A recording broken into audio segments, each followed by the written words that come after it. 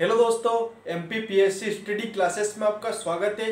दोस्तों, इससे पिछले वाले लेक्चर में हमने बात की थी मध्य भारत के पठार के बारे में, जिसमें हमने मध्य भारत के पठार के बारे में जाना कि किस प्रकार की चट्टान से मध्य भारत के पठार का निर्माण हुआ, इसका विस्तार कहाँ कहाँ है, किस किस जिले में है और इसका कितना वर्ग किलोमीटर फैला हुआ है, तो वो हमने देखा।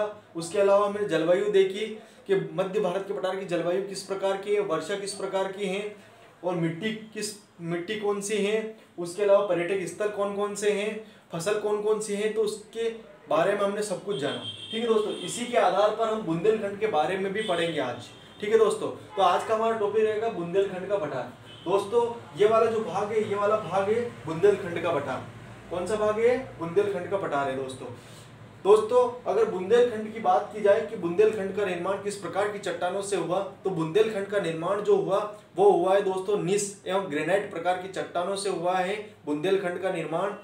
यहाँ इसकी एक क्वालिटी है दोस्तों, इसका एक मतलब ये जो चट्टानें होती है ये अत्यंत कठोर प्रकार की चट्टानें होती है, जिससे यहाँ पर खेती व जल ग्रहण क्षमता व जल संचय जो क्षमता होती है वो ठीक से नहीं हो पाती, क्योंकि यहाँ पर जो चट्टानें होती है वो जल को सोख नहीं पाएगी। ठीक है, तो जल को सोखेगी नहीं तो वहाँ पर खेती नहीं हो पाएगी। तो इस प्रकार की जो चट्टानें होती है वो उस प्रकार की चट्टानों का निर्माण हुआ है किसका? बुंदेलखंड के पठार का। ठीक है दोस्तों, तो यहाँ हम डिस्क्रिप्ट कर देते हैं कि कौन कौन सी चट्टानें हैं। ठीक है, निर्माण फर्स्ट पॉइंट रहता है हमारा निर्माण की बात करें तो निर्माण हुआ है, इसका निर्माण ग्रेनाइट और निस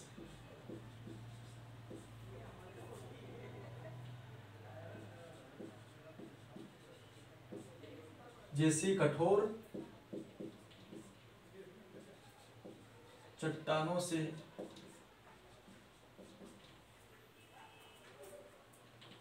बुंदेलखंड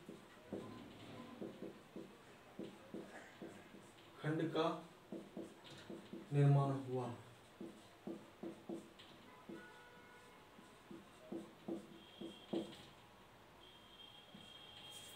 ठीक है दोस्तों, निर्माण किस प्रकार हुआ? इसका निर्माण ग्रेनाइट और निस जैसी कठोर चट्टानों से बुंदेलखंड का निर्माण हुआ। ठीक है दोस्तों, अगर बात की जाए विस्तार की,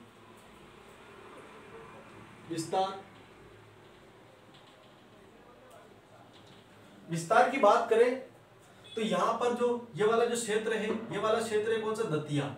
ये वाला क्षेत्र है कौन सा? दतिया। ठीक है, अगर नीचे आए तो ये वाला जो क्षेत्र है इधर वाला, ये वाला है अशोकनगर। जो अशोकनगर मालवा और बुंदेलखंड दोनों की सीमा बनाता है कौन सा? अशोकनगर। ठीक है दोस्तों, फिर यहाँ आता है कौन सा? निवाड़ी। ठीक है, यहाँ पर आता है गुना आंशिक रूप से, जो किस में भी आता है? बुंदेलखंड में भी आता है और मध्य भारत के पठार में भी आता है। कौन सा जिला? गुना। ठीक है, यहाँ पर है निवाड़ी के बाद टीकमगढ़, जिससे अलग होके कौन बना? निवाड़ी बना। ठीक है, निवाड़ी के बाद छतरपुर। ठीक है, तो ये जिले हैं जो किसमें आते हैं? बुंदेलखंड के पठार में। अगर विस्तार की बात की जाए कितना प्रतिशत भाग है, तो वो भाग है कितना? वो भाग है 23,733 वर्ग किलोमीटर। 23,733 वर्ग किलोमीटर। बात की जाए झीलों की कि झीलें कौन कौन से हैं, तो झीलों की बात करें तो यहाँ पर है जो पूरे झील आते हैं वो है निवाड़ी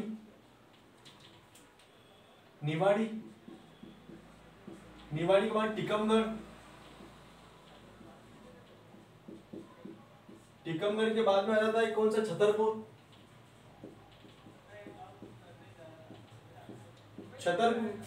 के बाद में आता है गुना आंशिक रूप से।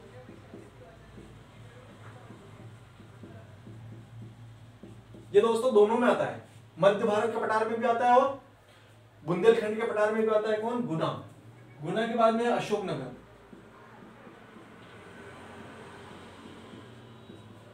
अशोकनगर की दोस्तों मालवा और बुंदेलखंड दोनों में आता है कौन? अशोकनगर, आंशिक रूप से।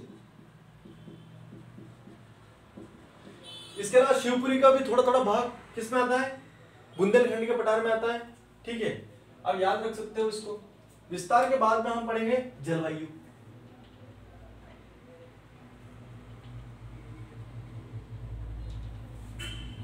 जलवायु दोस्तों, यहाँ की जलवायु 40 डिग्री सेल्सियस के तापमान तक रहती है। 40 डिग्री सेल्सियस तापमान से भी अधिक होता है गर्मियों में। ठंड की बात की जाए तो 8 से 10 डिग्री सेल्सियस तापमान रहता है दोस्तों। कितना? 40 डिग्री सेल्सियस प्लस। ठीक है, यह गर्मी में। ठंड की बात करें तो ठंड में रहता है कैसी? ठंड में 8 से या 10 से 15 दोस्तों, 10 से 15 डिग्री सेल्सियस तापमान रहता है यहाँ का। यह है जलवायु। जलवायु के बाद में हम बात करेंगे फसल। पहले वर्षा की बात कर लेते हैं दोस्तों, पॉइंट नहीं बिगड़ा अपना। वर्षा की बात की जाए तो यहाँ जो वर्षा होती है वो होती है दोस्तों 75 से 90, सामान्यतः 75 से 90 के बीच में होती है दोस्तों। कई कई किताबों में आपको 75 से 100 भी मिलेगी। ठीक है, तो हम एग्जैक्ट आंकड़ा तो नहीं बता पाएंगे, लेकिन क्या है कि बीच का जो माध्यम रहता है वो रहता है, इसलिए मैं सामान्यतः लगाया है। ठीक है, सामान्यतः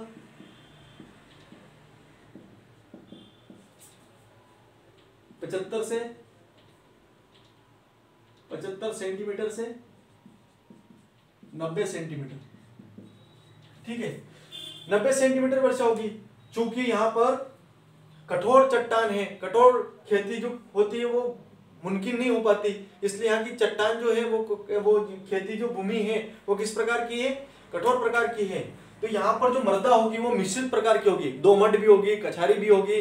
ठीक है, उसके अलावा जलोढ़ भी होगी। तो मिक्स प्रकार की मृदा होती है यहाँ पर। तो इस प्रकार की मृदा को बोलते हैं मिश्रित मृदा। तो मृदा की बात करें तो मृदा यहाँ पर होती है कौन सी? मिश्रित मृदा।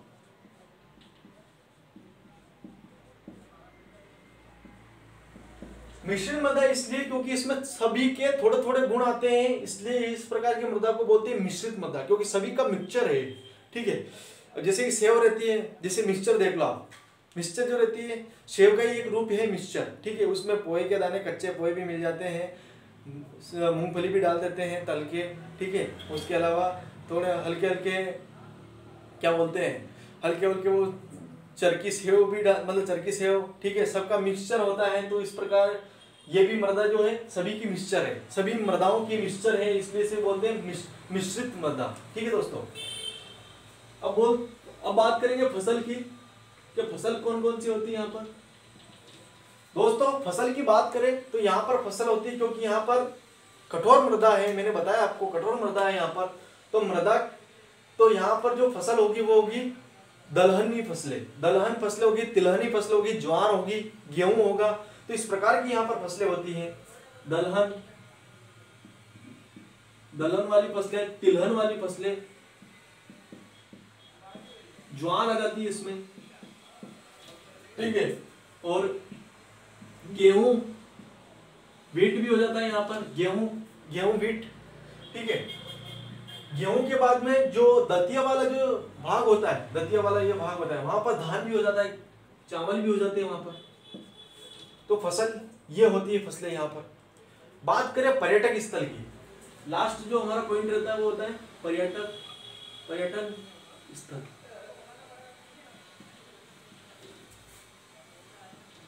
दोस्तों पर्यटन स्थल बहुत सारे हैं यहाँ पर, लेकिन जो अपन पॉइंट ऐसे बनाए कि जो एग्जाम की दृष्टि से आईएमपीओ कम समय में सब कुछ पूर्ति कर दे अपन, तो इस प्रकार का पॉइंट बनाएंगे अपन। तो यहाँ पर जो पर्यटक स्थल है वो है छतरपुर में खजुराहो का मंदिर फेमस, यहाँ लिख देता हूं मैं।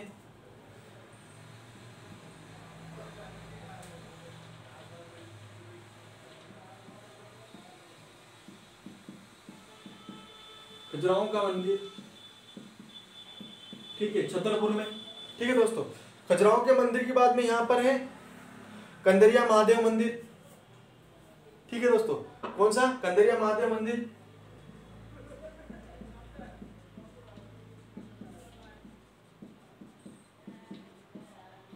कंदरिया महादेव मंदिर, ठीक है। उसके अलावा दतिया में आपको बताऊं मैं, दतिया में यहाँ पर पीताम्बरा पीठ,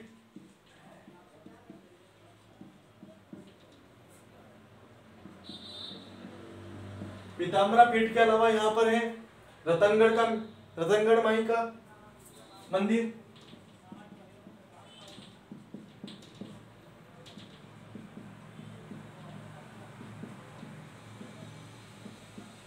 ठीक है दोस्तों। इसके अलावा यहाँ पर ओरछा फेमस, निवाड़ी की एक तहसील है ओरछा, ओरछा का मंदिर। इसके अलावा राम राजा मंदिर,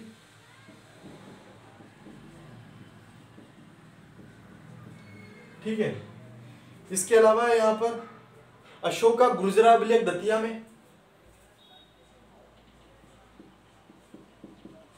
जिसमें अशोक का नाम प्रकट हुआ गुर्जरा अभिलेख में। अशोक का नाम अशोक मिला वहां पर, अशोक का गुर्जरा अभिलेख, ठीक है दोस्तों। और बात की जाए, यहां पर दतिया में सतखंडा महल है, ठीक है, सतखंडा महल है यहाँ पर,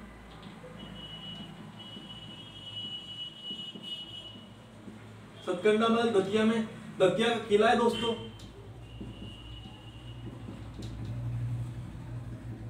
आप देखोगे दतिया का किला में, तो दतिया का किला में वहां पर लिख रखा है दोस्तों स्पेशल कि न्याय मुकुट का हीरा है। क्या लिख रखा है वहां पर? न्याय मुकुट का हीरा है। दतिया किले की दीवारों पे लिखा हुआ है दोस्तों क्या? न्याय मुकुट का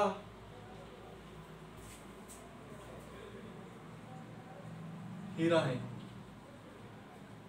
यह दतिया की दीवारों पे लिखा, दतिया का जो किला है उसकी दीवारों पे लिखा हुआ है न्याय मुकुट का हीरा है, ठीक है। इस प्रकार वहां पर लिखा हुआ है, ठीक है। इसके अलावा यहाँ पर है बेजू बावरा की समाधि, ठीक है, बेजू बावरा की समाधि। यहाँ पर मैंने बताया पहले समाधि मकबरों में बेजू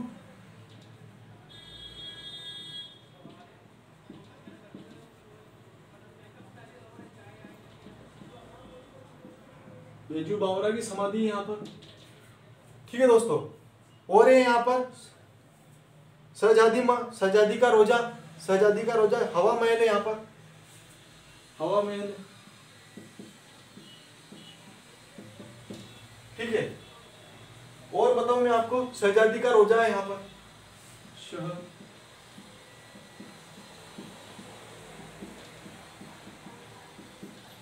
आप मुझे कमेंट में जरूर लिखिए कि शहजादी का रोजा ये है क्या, एक्चुअली चीज क्या है ये, ठीक है। तो इसका आंसर आप मुझे कमेंट बॉक्स में जरूर लिखिए, शहजादी का रोजा ये क्या है, ठीक है। आप जरूर प्रयास कीजिए कि दे पाए आंसर। बहुत कम आंसर देते हो यार, क्यों चीटिंग करते हो? दिया करो आंसर, इससे आपका खुद का कॉन्फिडेंस बढ़ेगा, ठीक है, कि कुछ बताया मैंने, ठीक है। इसके अलावा सोनागिरी दतिया में, जैनों के लिए सोनागिरी जैन मंदिर है दोस्तों। सोनागिरी कहां पर? दतिया में है, ठीक है। उसके अलावा यहाँ पर और तो कुछ नहीं बचा, तो नहीं है यहाँ पर। और मैं खूनी दरवाजा यहाँ पर और बता दूं मैं आपको, खूनी दरवाजा यहाँ पर, खूनी दरवाजा,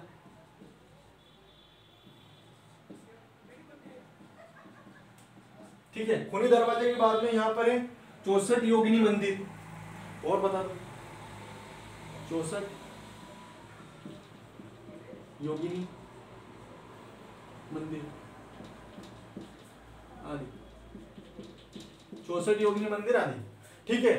तो ये है पर्यटक स्थल। और भी है, ठीक है, जिसमें आपका आता है, जिसमें आ जाता है आपका जहांगीर महल आ जाता है, ओरछा का किला आ जाता है, वीर सिंह बुंदेला का महल आ जाता है यहाँ पर। तो इस प्रकार बहुत सारे हैं, ठीक है। जितना अपना सफिशिएंट है उतना ही लिखो, क्यों ज्यादा फोकट लिखते जाए, ठीक है। तो ये पॉइंट हो गया 6 नंबर के हिसाब से। मेंस में आप लिखोगे तो 6 नंबर के हिसाब से बहुत शानदार चीज है, ठीक है। इसे चित्र बना दीजिए, ठीक है। इस प्रकार पॉइंट डिस्क्रिप्ट कर दीजिए कि ये ऐसे इस प्रकार लिख दोगे तो आपको 6 नंबर खरे आपके, ठीक है। पॉइंट डाल देता हूं मैं आपके लिए, 1 2 3 4 5 6 7 8 7 पॉइंट है। आप इसको ना तीर के हिसाब से भी बनाकर लिख सकते हो, किस प्रकार का निर्माण हुआ है, किस प्रकार की चट्टान से निर्माण हुआ है, विस्तार किस प्रकार है, जलवायु किस प्रकार की है, वर्षा किस प्रकार की है, यहाँ पर मृदा कौन कौन सी है, मृदा कौन सी है, फसल किस प्रकार है, पर्यटक स्थल किस प्रकार के, तो इस प्रकार आप पॉइंट डाल डाल के भी लिख सकते हो। और इस चित्र बनाना तो अनिवार्य है दोस्तों, चित्र बिना तो कुछ भी नहीं है, ठीक है। आपके बिना तो जग सुना, इसी प्रकार चित्र के बिना सब सुना है, पूरा बुंदेलखंड सुना है चित्र के बिना, ठीक है दोस्तों। ये आपको वीडियो अगर प्लीज अच्छा लगा हो तो दिल से लाइक कीजिए, सब्सक्राइब कीजिए हमारे YouTube channel MPPSC study classes को। दोस्तों सब्सक्राइब कीजिए यार, आपके लिए मैं इतनी मेहनत करता हूँ, वीडियो बनाता हूँ, ठीक है। तो आप सब्सक्राइब कीजिए कि दोस्त को सपोर्ट करो यार, ठीक है। धन्यवाद।